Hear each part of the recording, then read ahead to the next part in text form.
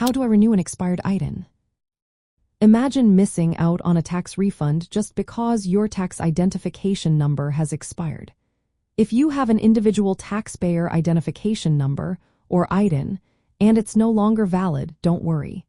You can renew it and keep your tax filings on track. First, you need to find out if your ITIN has expired. ITINs that haven't been used on a federal tax return for 3 consecutive years will expire.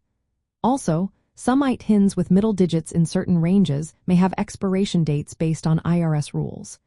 The IRS sends notices, called CP-48 letters, to remind you if your ITIN needs renewal. Checking your ITIN format can also help you see if it's expired. Next, gather the documents you'll need. You must provide original or certified copies of documents proving your identity and foreign status. Common documents include passports, national identification cards, or U.S. visas. Make sure these documents are current and valid. Then, fill out IRS Form W-7, which is called the application for IRS Individual Taxpayer Identification Number. On the form, check the box that says, Renew an existing ITIN and explain why you are renewing. Attach the form to your federal tax return if you are filing one. If you're not filing a return, you need to give a valid reason for submitting Form W-7 alone. After completing the form, you can send your application by mail to the IRS. Include your original documents or certified copies, your completed Form W-7, and your tax return if applicable.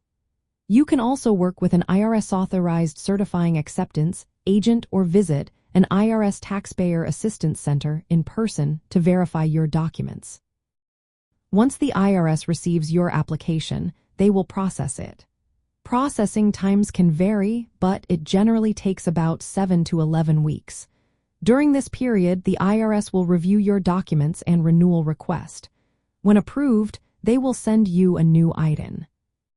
For many Asian American taxpayers, renewing your ITIN is important because it allows you to file taxes correctly and claim any refunds or credits you might be eligible for.